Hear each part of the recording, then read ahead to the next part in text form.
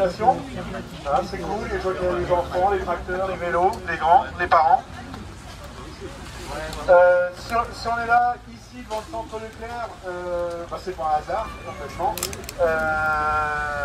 Ça fait 70 ans qu'on est dans un modèle de société où on ne prône que les prix bas. Hein, on pense qu'en ayant des prix bas alimentaires, ça va assurer la prospérité pour tout le monde. On voit bien aujourd'hui que ce système-là, on est complètement rendu au bout du système. Hein. Le système prôné par M. Leclerc, par M. Le Maire. On voit bien qu'aujourd'hui, ça ne marche plus parce que, entre autres, les paysans sont victimes de ce système qui marche complètement sur la tête. Alors, comment on est victime de ce système des prix bas? C'est assez simple, c'est que pour assurer des prix bas alimentaires, en fait, aujourd'hui, depuis des années, on met en concurrence les paysans du monde entier les uns avec les autres. C'est une concurrence loyale, complètement déloyale, hein, complètement faussée. Comment nous, sur nos fermes, on peut être en concurrence avec nos tracteurs, concurrencer des gens qui, à l'autre bout du monde, travaillent à main nue. Et quand nous, on a des coûts sociaux énormes et qu'à l'autre bout du monde, c'est pas le cas. Donc, le résultat de cette politique, c'est des paysans du monde entier qui sont poussés à la misère, qui sont poussés sur les routes de l'exode, ou qui sont poussés à la faillite. Voilà. Donc on voit bien qu'aujourd'hui on est au bout de ce modèle. Les paysans en sont les premières victimes, mais pas que. Faut penser aussi à tous les salariés de l'agroalimentaire dont la santé est sacrifiée aussi pour la recherche de compétitivité des grandes industries agroalimentaires.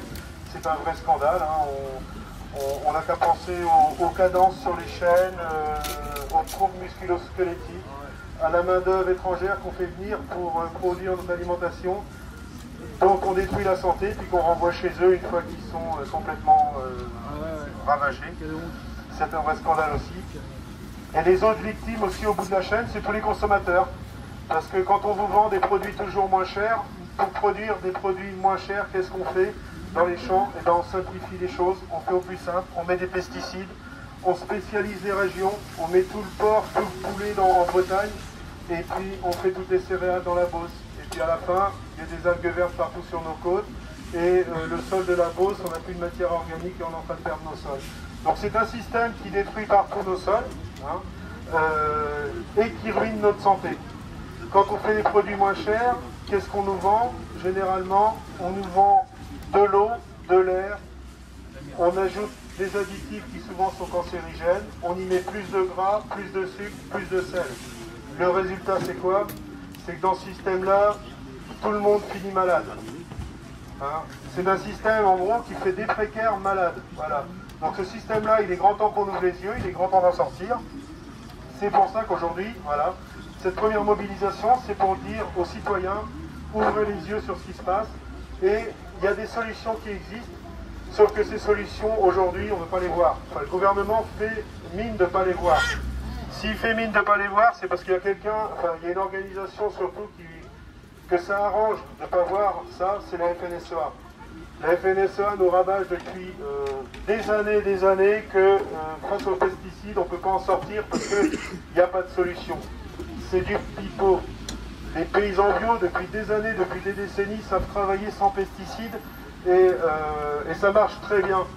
Sauf que c'est beaucoup moins de business, c'est sûrement beaucoup moins rentable pour les multinationales.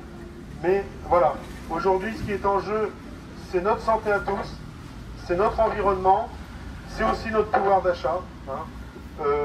Je pense, aujourd'hui, on est en train de voir éclater le scandale sur l'eau.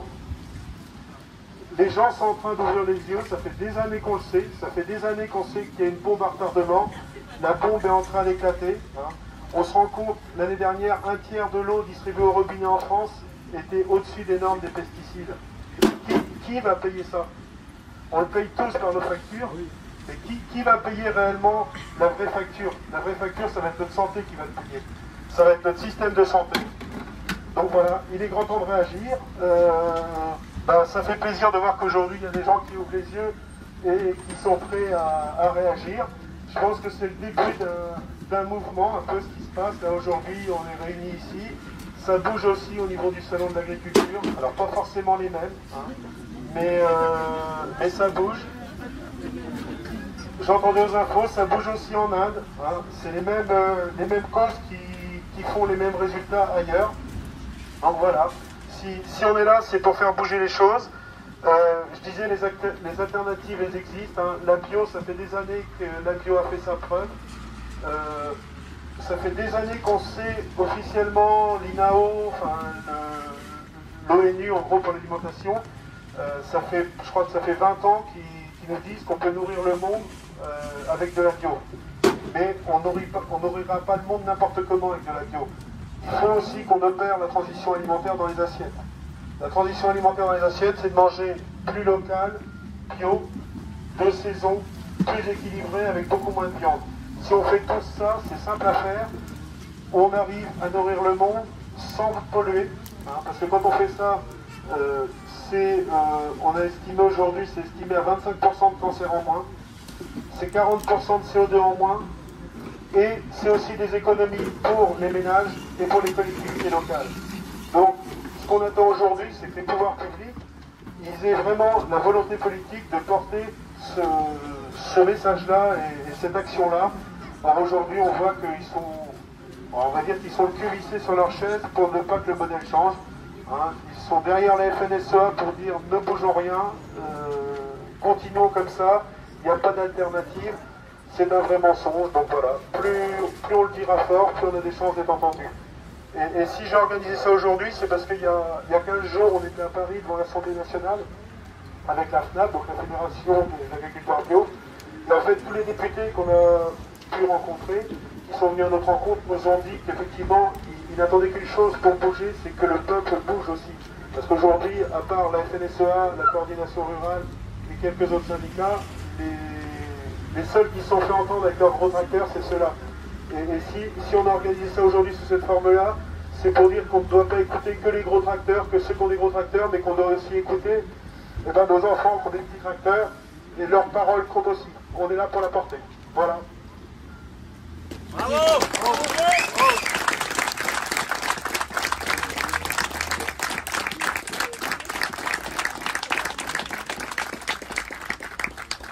Alors l'idée cet après-midi, c'est de tracter. Hein. Il y a un tas de tracts, c'est de les distribuer aux consommateurs.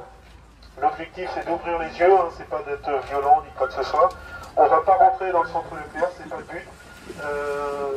Le but, c'est vraiment de discuter avec les gens, d'ouvrir les yeux. Il y a un petit tract qui explique 5 bonnes raisons de consommer bio, hein, puisqu'aujourd'hui, effectivement, la bio traversée de crise est complètement ubuesque.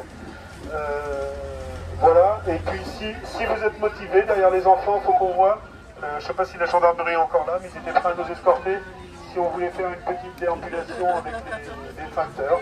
Voilà, c'est après-midi libre, vous avez l'espace là pour vous exprimer. Et puis il y a des boissons, il y a du café, il y a une caisse de solidarité. Voilà, je vous souhaite un bon après-midi.